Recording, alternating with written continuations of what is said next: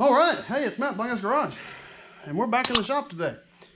So, I'm glad to actually be working on something we enjoy working on.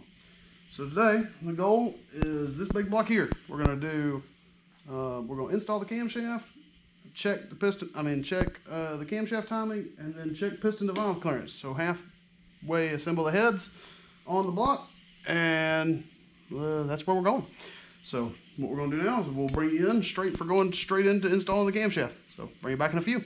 All right, installing the cam goes pretty quick and simple. I lubed this first joint, and I've wiped a little bit of red line assembly lube all the way across the camshaft. And now we work her in nice and slow and gentle.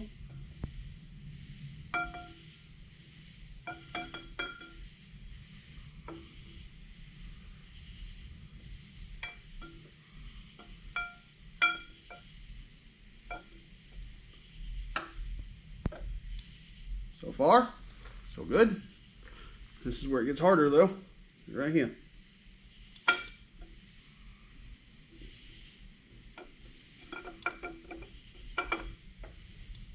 Alright, now the last part.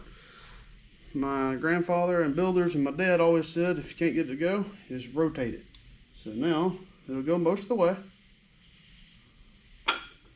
You just roll it over.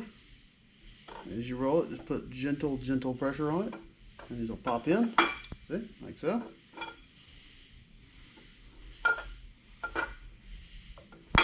Oh, there it went.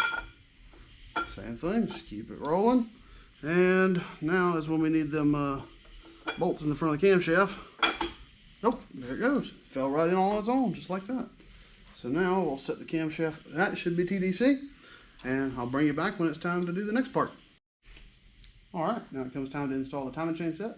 So we've already installed the lower gear, apparently, when we were putting it together before. So now we got a true roller timing set. It's got a roller back plate, and it's got full double row all the way around her. Nice little setup. So now what we're gonna do, we're just gonna line them up, and we'll see if they line up dot to dot. I mean, it's pretty simple. So if it doesn't, then we'll have to work on it. But here we go.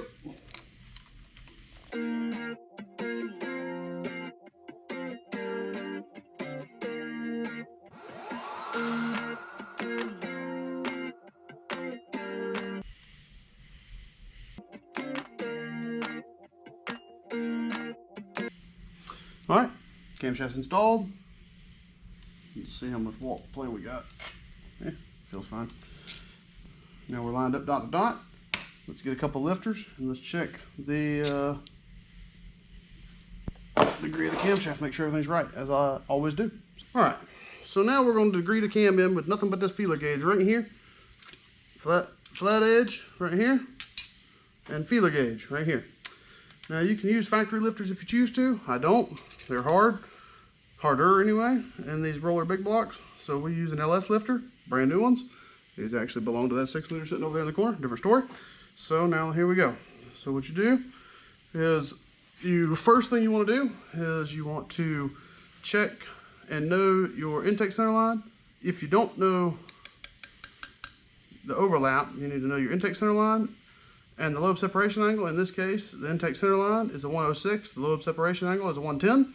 So you subtract the 106 from the 110, that tells you get 4 degrees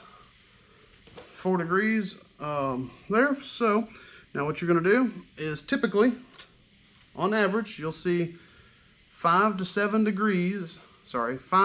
thousandths per every 2 degrees. I typically follow the rule of 6, and if that's not quite enough, then we'll adjust it from there. So 6 thousandths per 2 degrees, this one's 4, means we should use a 12 thousandths feeler gauge. I don't know if you'll be able to read the feeler gauge or not. There's just a 12 thousandths feeler gauge. All right, so now what we'll do is we'll take this straight edge right here, lay it across the lifter. If you'll watch, you'll already see it's got a little bit of play in it. See that? Take this feeler gauge, and it should just fall right in. And it does. Perfectly. Touches on both sides, nice and good. So we know that this thing is set up exactly how the factory wants it to be set up. Now, what we're going to do is we're going to spin the motor over 360 degrees and get number 6 up. so we can check and make sure the cam is ground straight. Assuming number 1 and number 6 are right, then you're pretty much good. So now, let's do it. Take your feeler gauge and you'll hear it rub on both sides. Perfect. So we know this cam is ground straight.